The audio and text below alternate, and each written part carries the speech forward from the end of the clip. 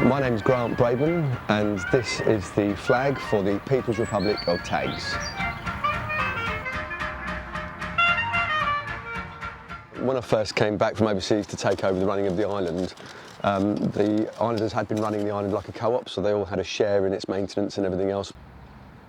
But the trouble was that nothing good ever got sorted out by committee, and so very quickly I had to take back over control of that. And instead of it running like a democracy, it's now run as a benign dictatorship, which works much, much better. In fact, some of the residents even joke about it. One of them, their nickname for me is Kim Jong Braben. Down at the bottom, I think in Latin, it says, "All hail the dear leader Grant."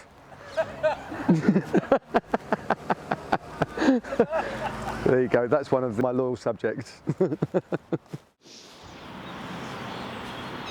It being separated from the mainland, there is just something a bit special about when you come over the bridge, and it's not just me that says it, that when you come over the bridge that your blood pressure lowers once you get to the top of the bridge and start the descent down onto the island.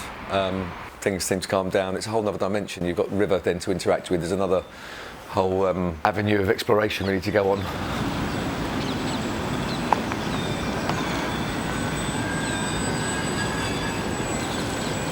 My job on the island is the manager of the island, and it's because my family is the majority freeholder. They moved here in 1969, originally just for 6 months, and then ended up falling in love with the place and staying here. And my mum and dad managed to buy the island in the late 70s, took down the old bridge, built a new bridge, and paid for it by scooping out the middle of the island and flooding it and having 2 lagoons here and another 20 houseboats and 40 around the outside of the island, then paid for the new bridge. This is one of my favourite boats here. This one's called African Queen. It's just had a big makeover, and the whole top deck has been reinforced and with new railings there, so it's a real big entertaining space upstairs.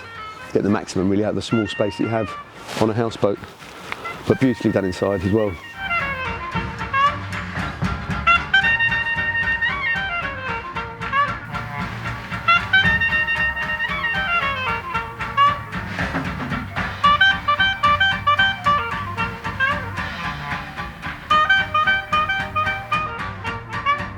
These here are the original gardens from about 100 odd years ago when Fred Karno used to own the island, and in the days when Charlie Chaplin used to perform here, and they had all sorts of big concerts.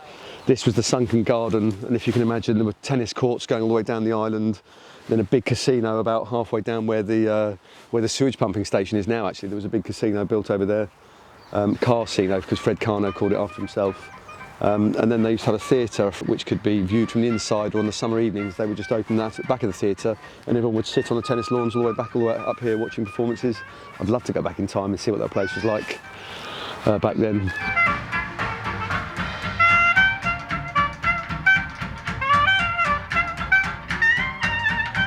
This is really the last remnants, this little walled garden which we call the sunken garden. This is where we have all our summer parties and like mulled wine for bonfire night, Christmas carols, that kind of stuff.